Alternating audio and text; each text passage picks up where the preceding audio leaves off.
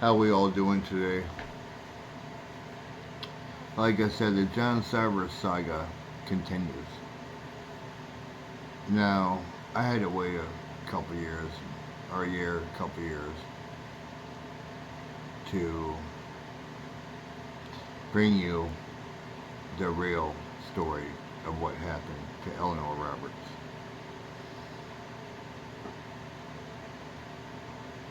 Now, we know John Sarver got convicted under false pretenses. They didn't even have a real murder weapon to convict him. They used a fake one. They didn't allow the Roberts family to testify, nor did they take DNA from the Roberts family, nor did they take fingerprints from the Roberts family. When you have a murder trial, everyone gets questioned and DNA'd and fingerprinted, but not in this case. They did everything they could to make it look like John Sarver and not give John Sarver no way to have any type of proper defense. And we all know this, which is an illegal trial.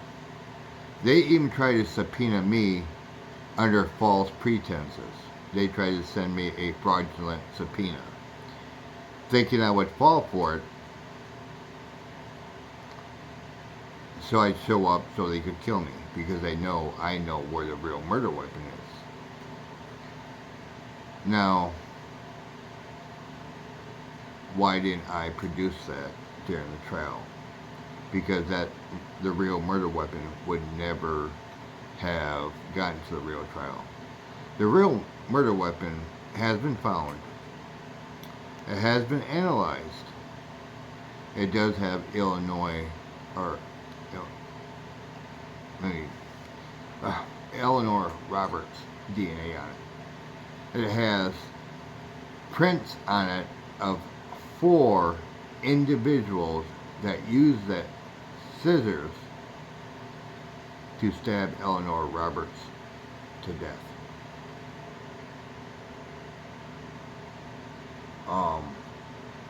It will be turned over to the feds here in a couple of weeks. It's been analyzed. 2 of the sets of prints belong to 2 individuals in the Roberts family. The daughter-in-law and one of the men who worked for the Department of Justice. The other set of prints,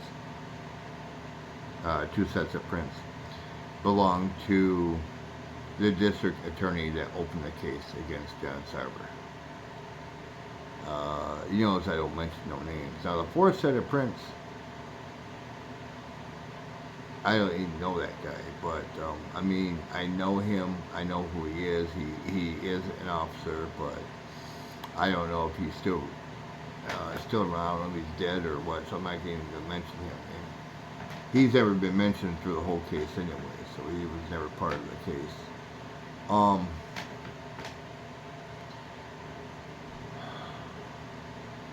But yeah, we're talking about. And when I went up to Rapids here a couple of weeks ago, I dug up the real murder weapon. This murder weapon. This is the real scissors with all the DNA and the prints that's going to release John Sarver from custody. The feds will be coming to pick up the weapon in a matter of weeks. They told me they're going to send 2 female officers who are going to be dressed like escorts, knock on my door. That way everything's down low and down key, and they'll give me a password, let me know it's them. They do everything discreetly now. They don't just show up in 3-piece suits and collect the stuff. I guess they do everything cloak and dagger now. So the women there's going to be one redhead, one blonde, and they're going to be dressed in skirts and heels and the whole works. And the password, I think, is chicken cordon bleu or something. It's one of my favorite meals. But that's just the password to get into my house. Once they're in my house, and we're talking, I have to put them through a simple test. If they don't pass the test, then they're not the people that, then they don't get the weapon. Well, after I found the weapon, I contacted Washington, D.C., who the people I've been dealing with. They contacted the state crime lab in Illinois, and we had it analyzed, and it come back as there are 4 individual prints on there. None that belong to John Sarver. None. But it does have Eleanor Roberts' DNA on it. And the 4 prints of the murders. Which would make sense because her body apparently was picked up and placed into the bathroom. And John Sarver back then was 98 pounds soaking wet. And Eleanor Roberts was 100 plus pounds. And it just didn't make a whole lot of sense. The fact he had none of her DNA on him. She had none on her. But, you know, they found a handprint in the bathroom. That don't mean shit. You can put a handprint on a window, and unless someone wipes it off, it will stay there forever.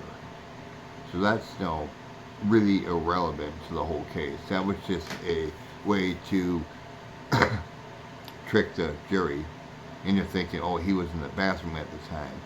He could have been in the bathroom 2 weeks, 3 weeks prior to this. And as long as no one wiped down the counter, his print was still have been there. So that's very, very minor.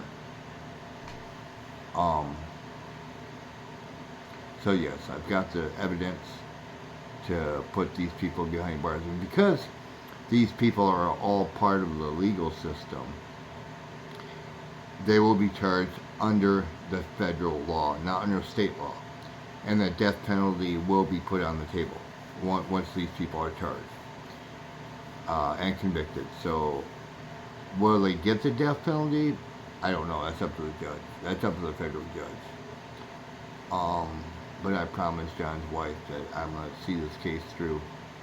They stopped at the conviction, knowing it was a crooked conviction, when the best witness that they had was a dog told a drunk that John did it. I mean, the feds read that in the statements, and it was like, they said even today they're still laughing about that. That's the stupidest, which means the judge had to be paid off. I mean, it's just a bogus case. John didn't have no defense because the Roberts family was told they didn't have to testify, give prints, give DNA, and the reason is the district attorney knew that her and some of the Roberts family were involved in the murder, and the fingerprints were given, and the DNA was given. It would probably shown up on all the tests that they gave John. Because all the tests that they gave John, all their DNA was showing up, but they kept that quiet. But this was given to the Illinois State Crime Lab, where they confirmed that Eleanor Roberts' DNA is on this weapon. I was told to keep it in the bag and not touch it due to contamination. This was the bag I found it in. So, it is the actual scissors that killed Eleanor Roberts. And it does have the prints on it of the murderers that killed Eleanor Roberts. Apparently they're going to send these 2 women dressed like escorts to pick it up, because apparently, being a Fed nowadays, people find out this Fed's not going to endure. They actually shoot at Feds just to shoot at them, and so they got to do the whole cloak and dagger thing. And I give them, they give me the password, and then when they come inside, we talk, and I put them through a test, and if they pass the test, I turn over the stuff. It's all cloak and dagger type crap now. So I'm like, whatever, I told them, hey, I'm willing to travel out to D.C. to bring you the stuff. They said, no, we don't want you doing that. We don't want you sending it in the mail. We'll have our agents come and pick it up. Okay, that's fine. I do have now, I am under federal protection if I feel that I'm being threatened by someone in Wisconsin. I do have a number on my phone. All I have to do is dial the number, hit send, and they'll have agents around my location within minutes. So, I mean, I am being well protected. So, they told me I can make this video. Uh,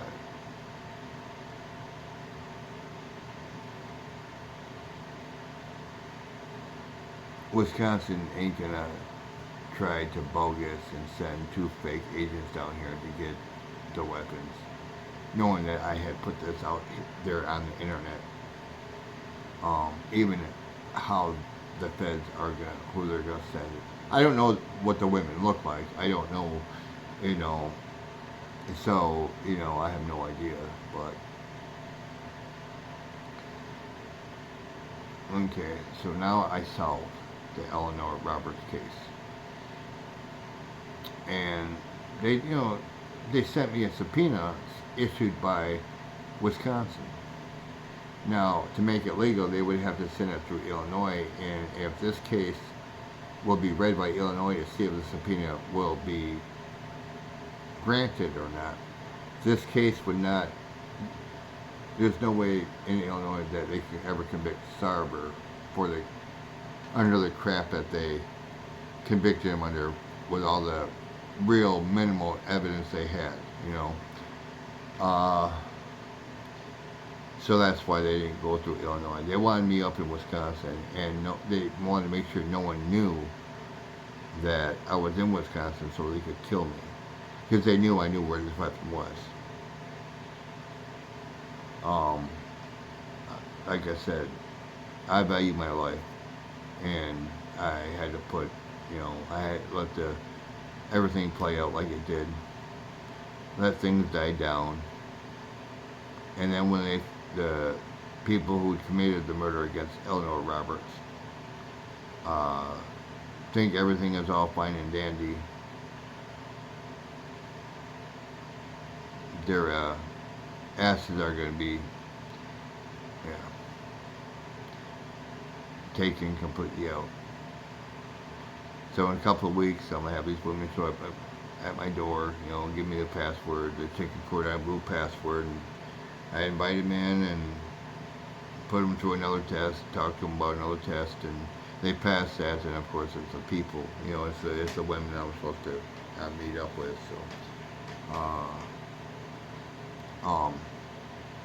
so that's one case solved. Now, I've also been working on another case,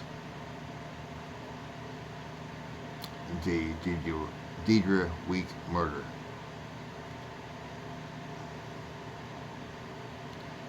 I do have, while I was up in Wisconsin Rapids this past, week, I went to Ellingworth's property. Now, the truck he used to kill this little girl, allegedly used to kill this little girl, wasn't on the property. It was actually parked on public land. Public land. Out in the woods, just sitting there, rotting away. And the reason I knew it was his is because I took a picture of the VIN, sent it to my buddies in Washington, D.C., who sent it back to me, who verified it was his truck. I then, through a FaceTime video, they witnessed me take DNA of DEIDRE Week off that truck with cotton swabs. We didn't find out it was DEIDRE Week's DNA until, of course, I got it back to Illinois State Crime Lab, and they analyzed it, and being that her DNA would be on the computer, they matched it to what they had in Wisconsin. It's only accessible by legal departments. So Brian Ellingworth, Sheriff Brian Ellingworth, will also be charged federally once they get the evidence. See, Brian come down here and tried to threaten me one time after I put this out there, saying he was the one who allegedly killed this girl. But now I have physical evidence and proof that the DNA came from his truck that he thought he was smart enough to hide. Um, uh, the current sheriff in Wisconsin Rapids is also going to be arrested. What was it, Beck or Becker? Because apparently Brian Ellingworth confessed to him that he murdered this child, and Becker never arrested him. So therefore, that's conspiracy to aid and abet a known killer. Um, he would also be charged federally, from what I understand. All this evidence that I have, the swabs were given back to me. They're also in the bag with the real scissors with the DNA on it, and they will be given to the feds when the feds show up at my door. And these people in Wisconsin will be coming down. Brian Ellingworth. What you don't realize is I don't stop. One thing we have in the Marine Corps, when you start something, you see it through, no matter how long it takes. Your bitch ass is mine, you bitch. You want to kill a little girl? And brag about how you killed a little girl and got away with it? Well, you didn't get away with it anymore. I've got the DNA off your truck to prove that you did it.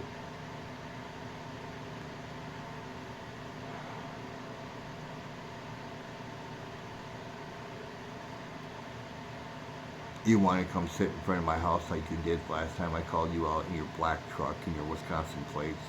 Dude, I know what you look like. I looked straight at you. I said, you got a problem? And you just kind of started the truck up and took off like a little bitch. You know, I was going to pull you out of the truck and beat the crap out of you. But I refrained from that.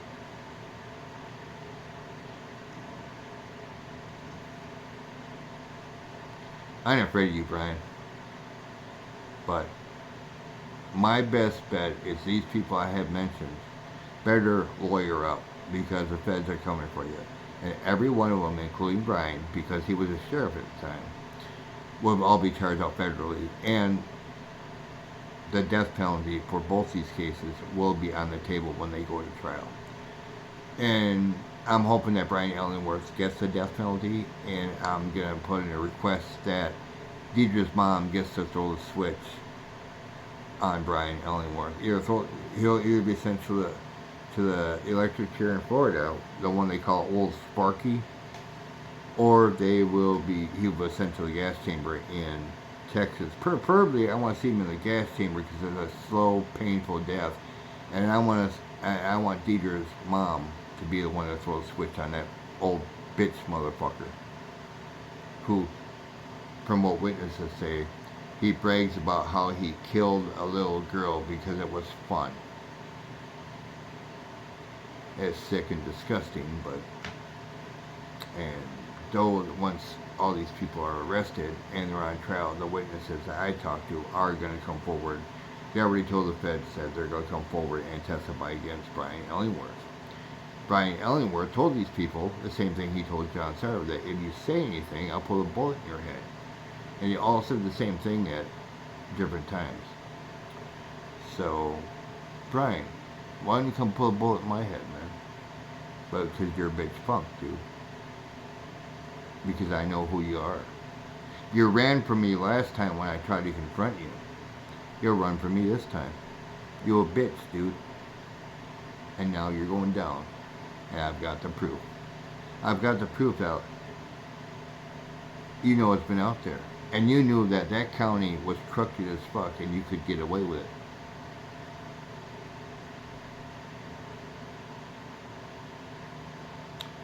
Well, this covers and closes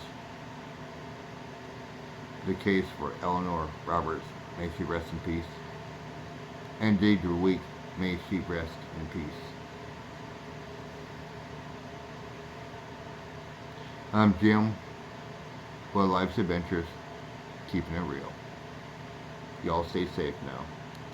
Please like and subscribe.